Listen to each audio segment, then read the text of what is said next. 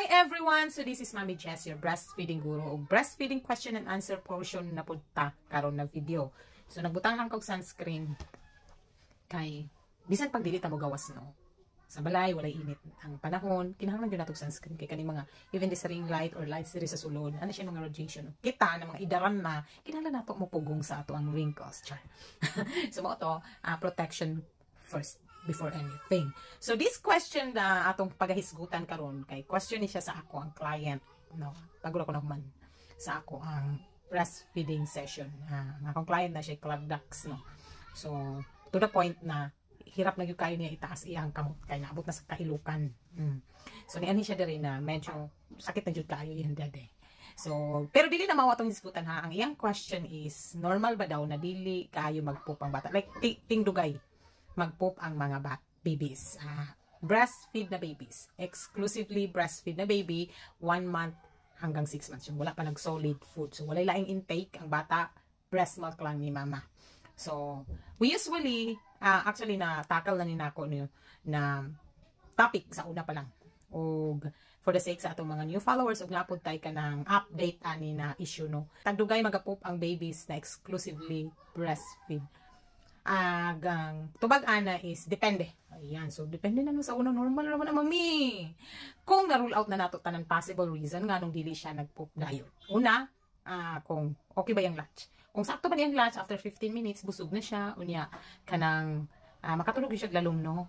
Unya dili gid to the point na tagpila siya ka oras mo dede. Then that's normal.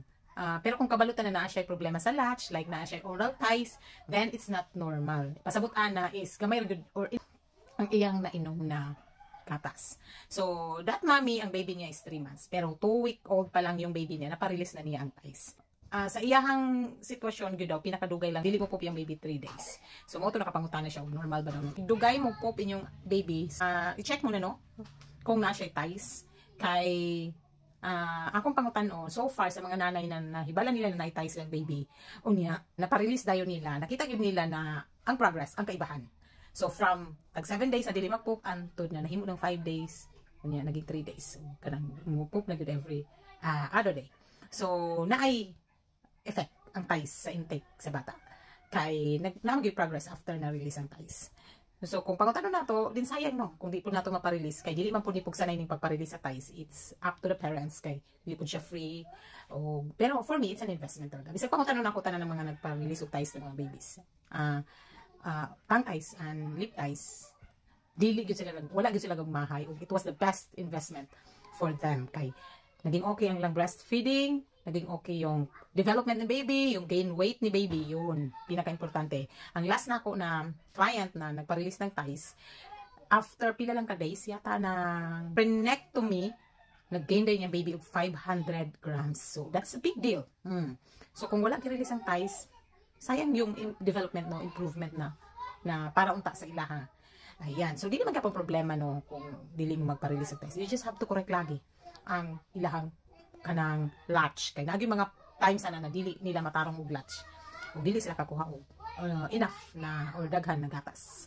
O aside sa supply food na mahirapan kay hirapan og labo na mga working moms, mag-feel gina niyo after 3 months na maghinay inyong supply. So, it's a big deal gyud siya para sa mami na nagpa-release ng ties. Yan. So, I hope you learned something na base po sa mga experience ng mami. So, if the mommies were to ask me, pag ma-assess na ako dito sa clinic, na na-tie silang anak, then, anaon lang na ako sila na, you can ask for feedback sa mga nanay na naka-experience na tie release. So, unsa ang progress para ma-open ang inyong mind o maka-decision mo og tarong para sa anak. Kasi, oral ties, dili lang na siya maka-compromise sa breastfeeding. It can also compromise their airway ng atong anak. Because tongue is an engineer of our mouth.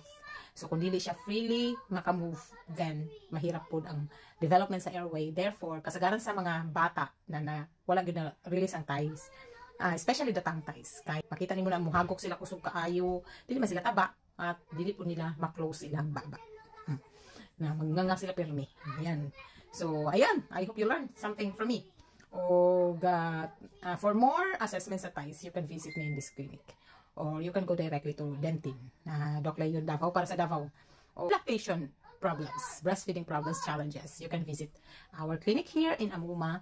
Lactation Clinic, Tagum City. So, thank you for watching. Bye!